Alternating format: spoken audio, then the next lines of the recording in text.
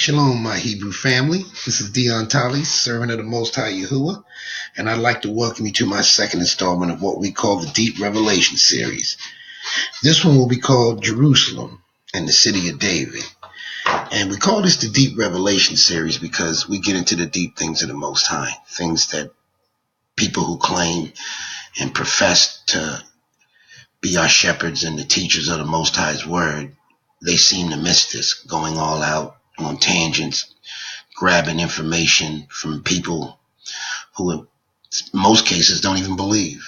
Well, at any rate, we're going to show you what revelation knowledge is. Revelation knowledge is the gift that the Most High provides us when we study and seek his face through his word, and we make that connection with the Ruach, who is our teacher, the Holy Spirit, who is our teacher. And his guidance will give us all of the direction we need. We don't have to deviate from the books. And we'll see that in this series. So first of all, we're going to go to Jerusalem, and we're going to go to some prophetic sides of it first. So on the prophetic side of it, we're going to go to, this is our eSword. And as you saw in the last installment, that we used eSword to navigate our way through the scriptures and find revelation, so you're easily able to put things together and sort of come up with a final analysis that is based in scriptures by the mouth of 2 or 3 witnesses, letting every word be established. You're able to gather your thoughts with the foundation of everybody in the Most High's purview, on his prophets who were deemed worthy to relay these messages. So putting it all together, and being that we've been, our authority, I should say, has been usurped by the enemy, and we all know the enemy, who the enemy is, and we're not going to rehash that and revisit that argument, but we are going to get into some deep scriptures about Jerusalem and the scriptures pertaining to the 2 witnesses, which we'll get into on our next installment. But this particular one, we're going to lead up to the third installment with this, dealing with Jerusalem and how the Most High talks about the distinction in the Jerusalems that the enemy is occupying today, and the Jerusalem that's considered the city of David, which is the holy city. So we're going to go, for context, we're going to go into the book of Revelation, and I'll search just to cut down time.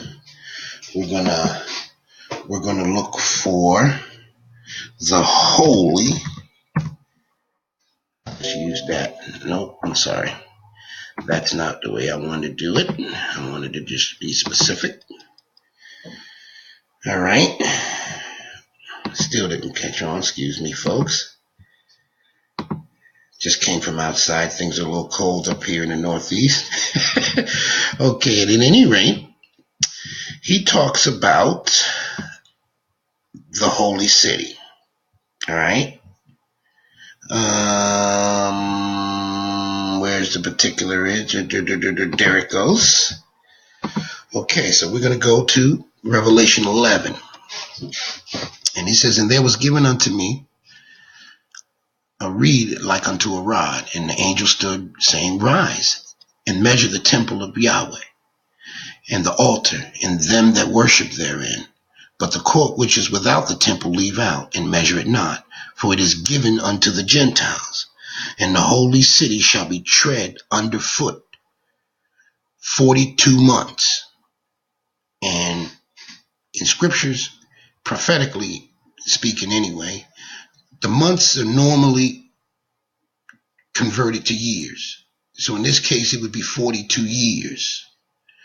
And at any rate, he says, And I will give power unto my two witnesses, and they shall prophesy 260 days, clothed in sackcloth. So that's roughly 3.5 years. And he uses days in this one because it's not 42 months in terms of that particular one. in the first one, where he told him to measure the temple because that was given over to the Gentiles who had tread the holy city underfoot. Now, this is what we're focusing on, the holy city. And he's the two witnesses, which I said in the third installment we'll get into, which is Enoch and Elijah. And we'll make our case for that, which the scriptures will show, just like they did in this one, or they will do in this one, excuse me. And he says, well, at any rate, he said, they shall prophesy 1,260 days. It says 1,260 days, clothed in sackcloth. And these are the two olive trees, the two candlesticks among, standing before Yahweh of the earth. And if any man hurt them, fire proceedeth out of their mouth and devour their enemies. And if any man will hurt them, he must be in this manner be killed. Okay. Now, let's continue reading because we got two different cities here. He said, and then they shall have finished their testimony, and the beast that ascendeth out of the bottomless pit shall make war against them, and shall overcome them, and shall kill them. And if you know anything about scriptural history, Enoch and Elijah never died. Most High caught both of them up. They ascended, the Most High came and got them. And shows their relationship. These are the two witnesses, and that's what they mean by that they were among the angels at the throne as men, witnessing things that no one else witnesses. Well, at any rate, he says, and they shall make, he said, and their dead bodies shall lie in the street of the great city. Now, this one now is not the holy city in this particular passage. Now it's the great city, which is spiritually called Sodom and Egypt, where also our Messiah was crucified. And they of the peoples and kindreds and tongues and nations shall see their dead bodies 3 days and a half, and they shall suffer not to put their bodies in graves. And that's going to be really horrifying. And he said, and they that dwell on the earth shall rejoice over them and make merry, and shall send gifts to one another, because these two prophets tormented them that dwell on the earth. And after 3.5 days the spirit of life from Yahweh entered into them, and they stood upon their feet, and great fear fell upon them which saw them. And I heard from a great voice from heaven saying unto them, come up here. And they ascended up to heaven in a cloud, and their enemies beheld them. Anyway, we're going to stop there. I'm going to get into this a little bit deeper. Now, the distinction, the holy city, he says, this is holy. This great city is Sodom and Egypt. Sodom, for the obvious reason, homosexuality and the like, and Egypt for the bondage. And he said, this is the place where our Messiah was crucified. So that means that this place here, that's the holy city, can't be the city where our Messiah was crucified. Because this city is Sodom and Egypt. So now we're going to get deeper into how we make that distinction. There's two Jerusalems. There's Jerusalem of the Amorites, and there's Jerusalem of the Jebusites. And David makes the distinction because there was two places in which Jerusalem was called. And David ruled from both of them. And we're going to get into the first one, where we call the city of David. Now, the city of David, and we're going to look that up. Right? Or we can go directly to it. And we're going to the prophecy of it. That's why I'm using it. And you say, well, it's in Isaiah. Well, we're going to find it in Isaiah. Okay? Now, and it says, woe unto Ariel, the city where David dwelt, Add ye year to year. Let them kill sacrifices. Yet I will distress Ariel, and there shall be heaviness and sorrow, and it shall be unto me as Ariel. And I will camp against thee round about, and I will lay siege under thee with a mount, and I'll raise forts against thee. And thou shalt be brought down, and shall speak out of the ground, and thy speech shall be lowered out of the dust, and thy voice shall be as one that hath a familiar spirit out of the ground, and thy speech shall whisper out of the dust. And that's really powerful. But we're not going to get into that particular notion of it, but because it's dealing with the people who occupy the land now. Just to give you the gist of it, it's dealing with the fake Jews, or what we consider to be the Edomites, and they're staying in that land, Jacob's brother, needless to say, but they've treated us like no brother.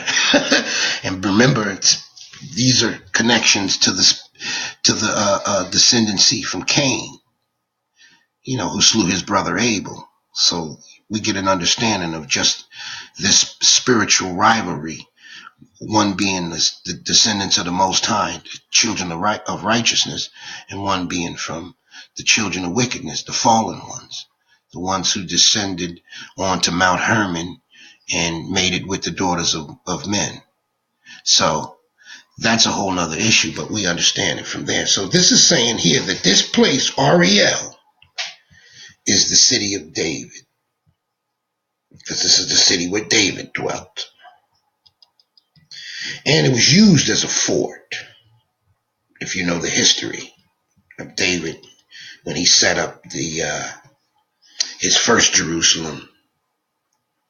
And they're telling you that this place is called Ariel. So I wanted to check that, and for our study, we're going to verify that. We're going to verify that. We're going to go, and we're going to go to Google, and we're going to look at Ariel. Okay. All right. All right. Now let's get specific, because they want to be elusive. So we're going to go Ariel, Israel. Okay. Ariel. Now think about this. Let's expand this a little bit. So we could see. Now it says here, Ariel is an Israeli settlement organized as a city council in the West Bank, part of the Israeli occupied territories. And if you know anything about that conflict over there, that's the buffer zone that's supposed to be not occupied, particularly because of the spiritual control the Most High has over his land. And he says, but for 42 months, they're going to tread on this land. He said approximately 20 kilometers east of the Green Line and 34 kilometers west of the Jordan border. Ariel was first established in 1978. So that means even though Jerusalem was established in 1948, this wasn't established until 1978, pardon me. And its population was 19,626 in 2017, composed of veteran and young Israelis, English-speaking immigrants, and immigrants from the former Soviet Union. Students. It's the fourth largest Jewish settlement in the West Bank. Okay?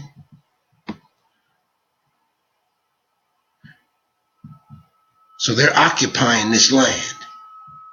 And the Most High said that this is the city of Ariel, city of David.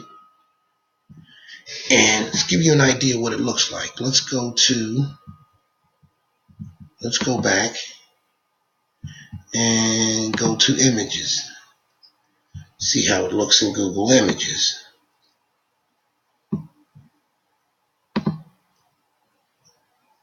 This is the settlement. This is where they're at now. This is Ariel, Israel, right here. This is the city of David, verified by the scriptures, by the prophecies against it.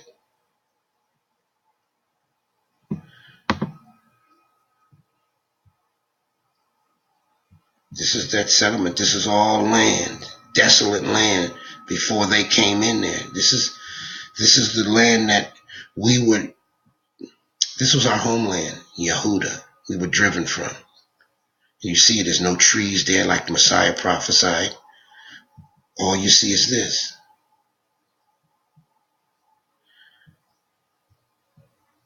And that's their settlement. Okay, moving on. You see how that is, right? Ariel, the forward. Let's go down a little bit, right? Okay, so we understand and establish that this is Ariel. And I wanted to prove to you where, even by their own admission, that they called it Jerusalem. I might have skipped over it anyway. And, okay, I wanted to find out where it told you. Here it go to etymology. I'm sorry I skipped over it, folks. He says, but Ariel, pronounced Ariel, literally means lion of God, according to their words. Ari, lion in Hebrew, is synonym for the bravery and courage. It is also the symbol of the tribe of Judah. The city of Ariel is named after Jerusalem. Ariel in the Hebrew Bible is one of the names for Jerusalem and the temple of Jerusalem. There you go. But let's get into the prophetic side again. He says that going back to Revelation 11, let's go back to Revelation 11, right? He says that this place, they would tread under it, right, for 42 months, right? So, think about that. It said here that this place was founded in 1978, and it's in the West Bank, provoking the Palestinians. At any rate, let's do the 42, the math with the 42 months then. So if you add 42 months or 42 years to 1978, that brings you to 2020. So if you go into 2020, then you combine, I don't even have to use that. Then you take the 2020, which they say that the two witnesses will prophesy at this time. This will be the period of their testimony. So if you go to Genesis 15 and you incorporate the scripture of the know of a surety that thy seed shall be a stranger in a land is not theirs, and they shall serve them, and they shall afflict them 400 years. And we know that in our last session we discussed the 400 years distinction between the Egyptian captivity and this one, and that this was 400 years of total affliction, whereas opposed to the other one being a sojourning and the hard labor. Okay, and it was really primarily focused on the hard labor. They worked them hard, you know. But this one was a little different. This one wasn't a little different. It was a lot different. I don't want to minimize that. Well, at any rate, he says, "In that nation whom they shall serve will I judge, and afterward shall they come out with great substance." This is the whole heart and soul of our narrative, this prophecy of the 400 years. And this scripture is saying that afterwards we go out, which could very well mean that 1619 being that it's documented all over the earth as the beginning of the slave trade in North America, Babylon, which is a distinction, and I'll go there for another witness to Babylon, right? And I'm going to go to particularly Zephaniah.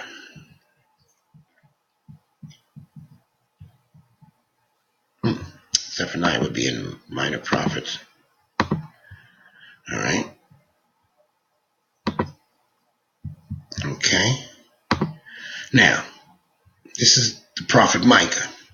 And he says, "Be in pain and labor to bring forth, O daughter of Zion, like a woman in travail. For now you shall go forth out of the city, and thou shalt dwell in the field, and thou shalt go even to Babylon. And there, see that? There shalt thou be delivered. For there the Elohim shall redeem thee from the hand of thine enemies."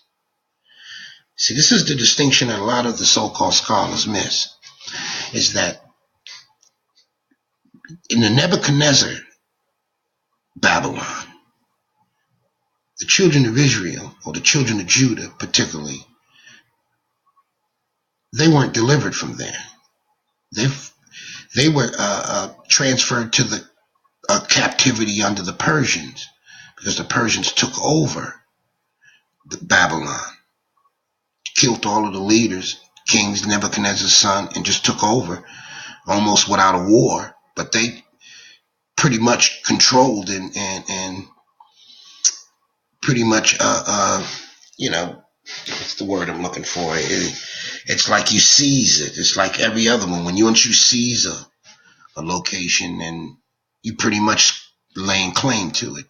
Well, at any rate, the Babylonians, we weren't delivered from there, and we weren't even delivered from Persia, because because of the decree that the Most High had with Cyrus, and that's another study in and of itself, where the Most High prophesied before Cyrus was even born, the Persian king Cyrus, and told him that he was going to let his children of Judah go home, and that they were going to give them all of the amenities and all of the provisions they needed to help them do that. And they did. Historically, biblically, that's proven.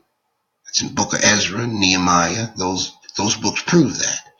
Well, this is telling you that this place here, Babylon, which is America, and we all know that and prove that from America in Revelation 18, he says, there you're going to be delivered. So when he brings us back to the land that he promised our fathers, he's saying that the two witnesses are going to be waiting for you.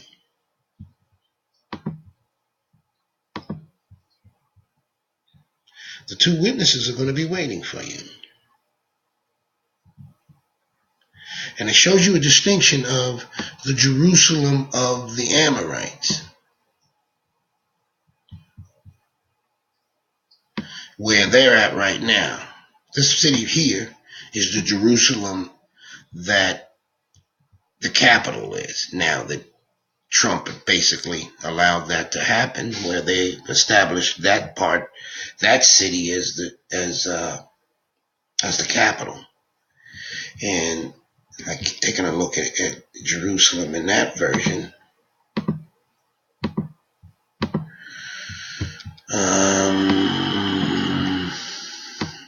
let's take a look at Jerusalem. All right.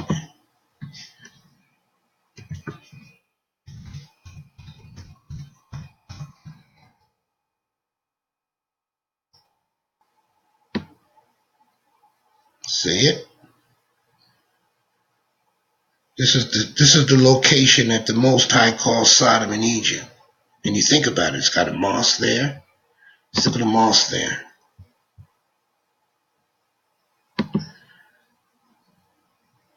They got a line of the tribe of Judah that they claim they are.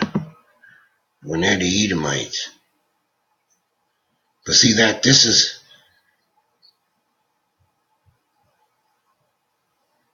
I guess they're calling it the old city, but this is Jerusalem. And this would be Jerusalem of the Amorites. No, this is Jerusalem of the Jebusites, I believe. Because Solomon ruled from here, whereas David ruled from Ariel. I believe it was, let's go to the scriptures and find out where he ruled from there.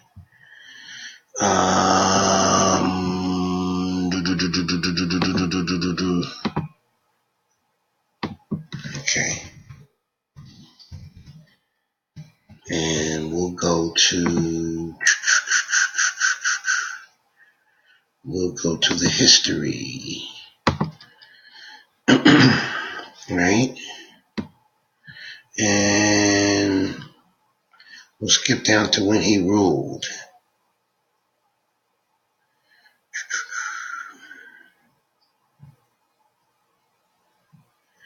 That would be in,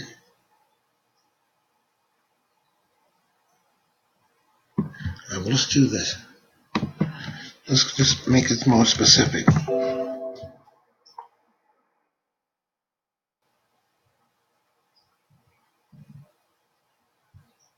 Okay. Came up blank there. Go to him. Just as many. It's just so many of them in there.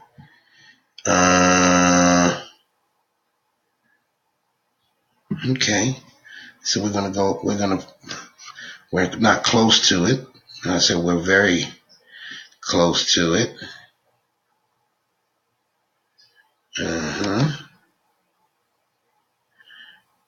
Okay, here we go. And in those days reigned over Israel 40 years. He reigned. He in Hebron 7, and 33 he reigned in Jerusalem.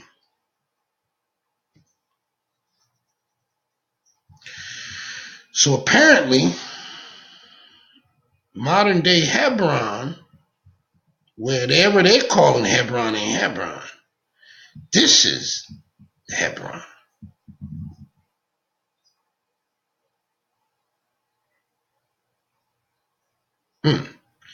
And after that, that's when Solomon built the temple. Okay? So, that's your deep revelation for you.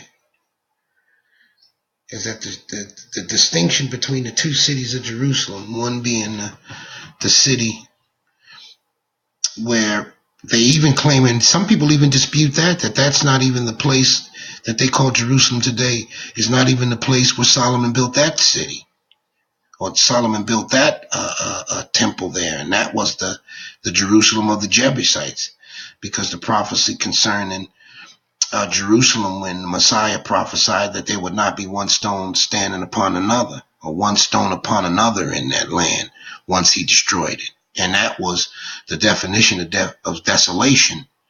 So, and as we could see, that Jerusalem is standing.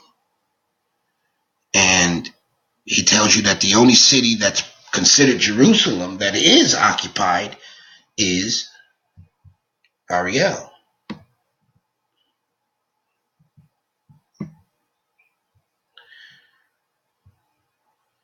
That's the holy city that they're treading upon for 42 months. And it's funny, though, because they use Ariel, as they can see. Let me see if we go back and they still have it. Let's go back there where they used it as a fort.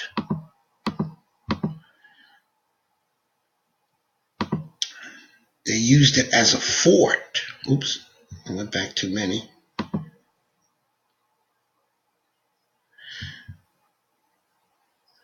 Okay.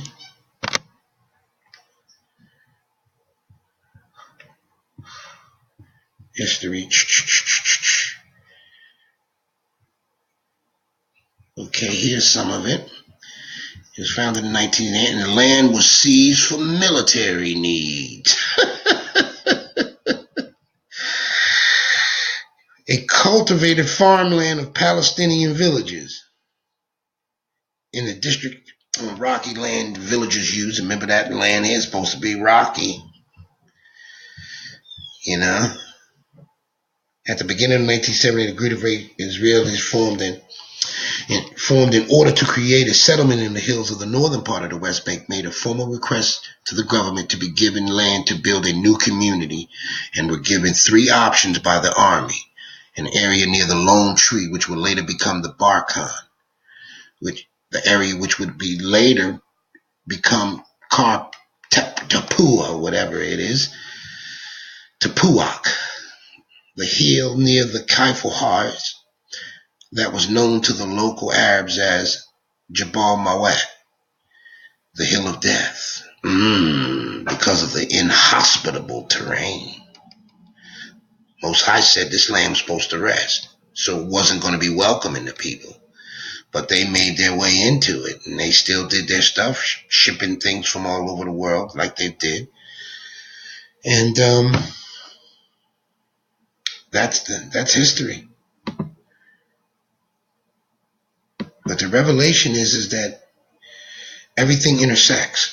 The prophecy concerning us in the 1619 prophecy, and our deliverance, and our 2 witnesses, which we'll get into in our next study, they're all interconnected.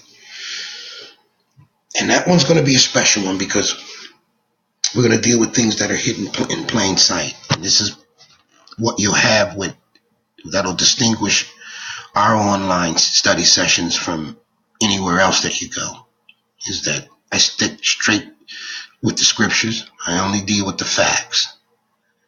And it's got to be documented and easily accessible for anyone to get.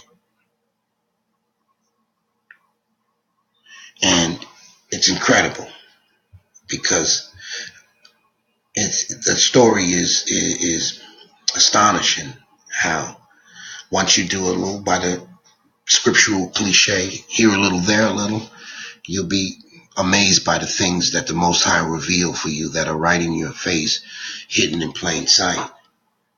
And I'll leave you on this note, that is because we consider, as the children of the Most High and the children of Yahuwah, descendants of Abraham, we are those who are this, where the Most High says that,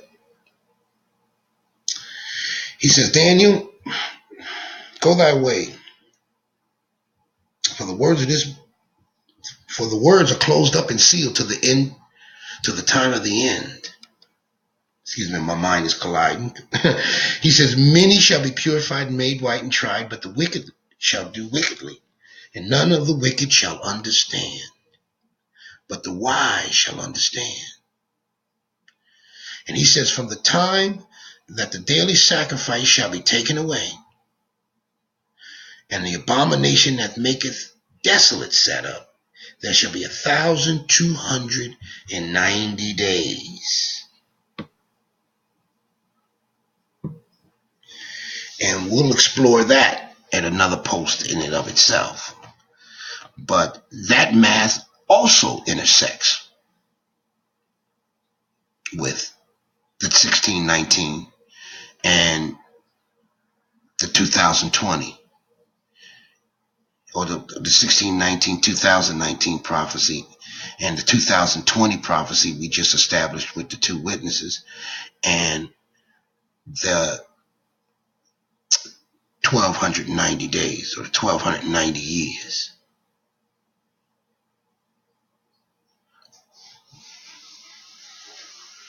And it is incredible. And we'll get into that the next time. But at any rate, I'm going to close out here, because I learned from my last post that things can get away from you in terms of time. Shalom, everybody. Thanks for listening. and people haven't been reading my long posts, so I'm trying to adapt to the concept of brevity. Thank you to this one brother who kind of gave me some constructive criticism. Anyway, shalom and Shabbat shalom for some of you, and may Yahweh bless you and yours.